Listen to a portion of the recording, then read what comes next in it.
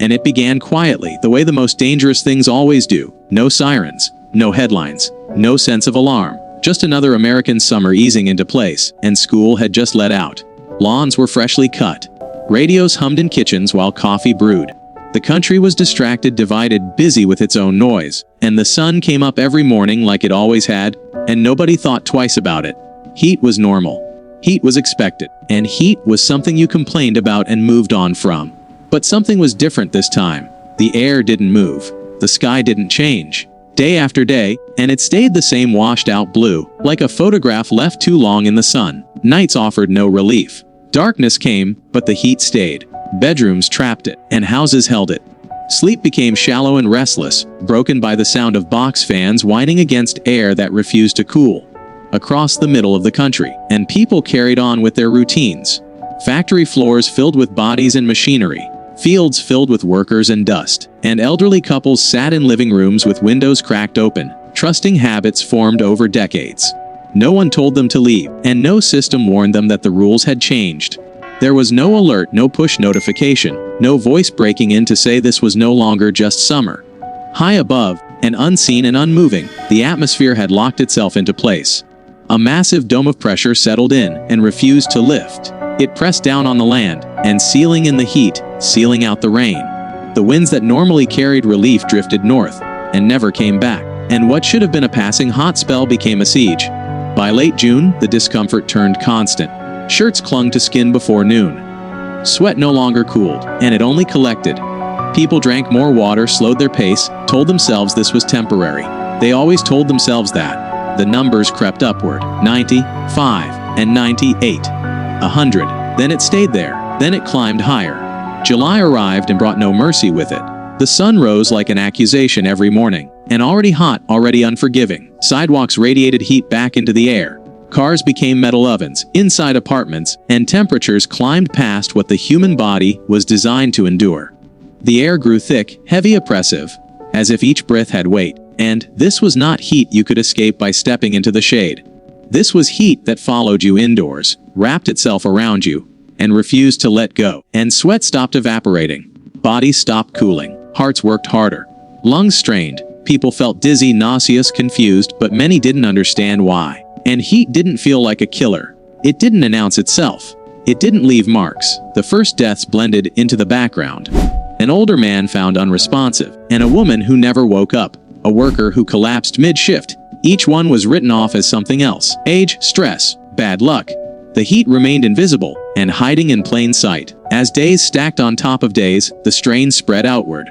Power grids designed for brief surges groaned under constant demand, and air conditioners ran without rest until they failed. Transformers overheated and blew. Neighborhoods went dark in the hottest hours of the afternoon. And when the electricity died, the fans died with it. Silence replaced the hum.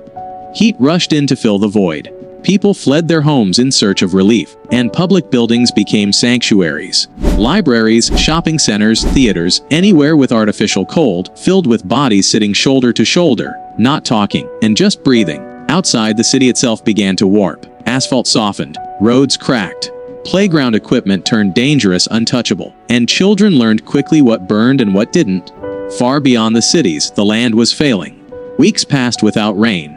Soil dried, hardened, split open, and crops that should have been thriving simply stopped growing. Leaves curled inward. Stalks browned. Fields that had promised abundance delivered nothing but dust, and farmers walked row after row knowing there would be no recovery this season. The heat had taken too much for too long. Animals suffered next. Water sources vanished, and shade disappeared. Livestock stood motionless, conserving what little energy they had left. Some collapsed where they stood. The losses weren't just financial, and they were personal. Generations of work reduced to silence under a relentless sky. By August, denial was no longer possible, and hospitals filled with heat victims faster than they could be treated. Emergency rooms overflowed. Medical staff worked drenched in sweat and fighting a threat they couldn't cool away. Morgues reached capacity. Refrigerated trucks arrived to hold the dead. The scale of it became impossible to ignore. And the sun rose the next morning. But amid the suffering, something else emerged. People began checking on one another. Doors opened. Cold water was shared, and living rooms with working air conditioners became shelters. Children ran through open fire hydrants, laughing in the spray while adults watched, exhausted but grateful. And survival became communal. Isolation became dangerous. The land continued to crack. Dust lifted into the air, coating homes, lungs, memories, and it felt like a warning pulled from another century. A reminder of how quickly stability could vanish. Then, at last, the sky changed. Clouds returned. The pressure broke, and rain fell onto ground that barely remembered what it felt like. People stood outside and let it soak them, letting months of tension wash away. It didn't fix what was lost, and it didn't bring back the dead or save the crops. But it ended the siege. The heat had come without announcement. And it had rewritten everything. And when the rain finally came, it felt almost unreal. After weeks of staring into the same empty sky, people didn't trust it at first. They stood on porches and sidewalks, and watching the clouds darken, half expecting them to pass by without delivering anything. But then the drops hit, slow at first, scattered, then steady, and water struck pavement that hissed in protest. Steam rose from the ground like the land itself was exhaling. People walked outside and didn't speak, and they tilted their faces upward and closed their eyes. Some laughed, some cried, some just stood there, letting the water soak their clothes, and feeling cold for the first time in months. It was relief, yes, but it was also grief. Because by then, everyone knew what the summer had taken. The fields didn't recover, and corn stayed stunted. Soybeans never filled out. Entire harvests were gone, erased by weeks of relentless heat. The numbers would come later, printed in reports and budgets, and billions in losses. Food prices rising, communities hollowed out. But for the people who lived it, the damage wasn't abstract. It was empty silos. It was unpaid loans. And it was land that no longer felt dependable. The deaths were tallied slowly, imperfectly. Heat doesn't leave clean evidence. It hides behind other causes. Heart failure, and natural causes. Complications. But everyone knew. They knew who had been fine in May and gone by August. They knew which neighbors stopped answering their doors. And in some cities, the bodies had piled up so quickly, there was nowhere to put them. Refrigerated trucks stood behind hospitals like a grim admission of defeat. And what made it worse was how ordinary it all looked from the outside. The sun still shone. The birds still flew. Lawns stayed green in places with irrigation. And life continued just enough to blur the line between disaster and denial. That was the heat's greatest deception. It didn't feel like an emergency until it was too late. In the aftermath, questions followed. Why wasn't there more warning? Why weren't people told what to do? The truth was uncomfortable. The systems weren't built for it, and the culture wasn't trained to fear heat. Storms had names. Hurricanes had paths. Blizzards had forecasts. Heat just arrived and stayed. But something else lingered too. Stories. People remembered who knocked on their door, who shared cold air, who brought water, and who checked in when there was no requirement to do so. In a time before digital networks, survival depended on proximity and care. You couldn't broadcast concern, and you had to show up. Fire hydrants opened across cities, flooding streets with temporary relief. Children ran barefoot through the spray, and their laughter cutting through the oppressive air.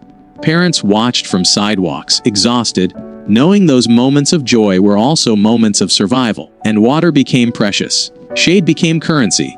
Cool air became a gift. For those who endured it, the summer never really ended. Long after temperatures returned to normal, and the memory stayed close. Every heatwave afterward carried echoes. Every stalled breeze raised unease. People listened more carefully to their bodies, to the weather, and the land healed slowly. Seasons passed. Fields were replanted. Some farmers recovered. Others didn't. Some towns rebounded. Others faded. And the scars weren't evenly distributed. They never are. But the lesson settled deep. Modern life was far more fragile than it appeared, and especially when nature stopped playing by familiar rules. Years later, when someone complains about a hot day, the survivors pause. They glance at the sky, and they remember nights without sleep, days without relief, weeks without rain. They remember the way heat pressed in from every direction, unseen but overwhelming. And sometimes they say it out loud. You think this is hot? Let me tell you about the summer when the air itself turned against us. When the sun didn't just shine, and it hunted. When the danger wasn't loud or fast but patient. When survival depended not on strength, but on awareness, on community, on knowing when to open your door. And the summer of 1980 didn't just break records. It broke illusions. It taught a generation that comfort can vanish quietly. And in that preparation matters most for the threats we underestimate. It showed how quickly abundance can turn to scarcity, how fast normal can become lethal. But it also revealed something else, something just as important. When systems failed and heat stripped everything down to the essentials, people still chose each other, and they shared what little relief they had. They refused to let neighbors disappear unnoticed. In the worst heat, humanity didn't evaporate. It condensed, and the summer tried to kill America. And in many ways it succeeded. But it also left behind a warning written into memory and muscle. Heat is not harmless, and normal is not guaranteed, and survival is rarely solitary. That summer became more than weather. It became a scar, a lesson, a story passed down not to frighten, but to remind.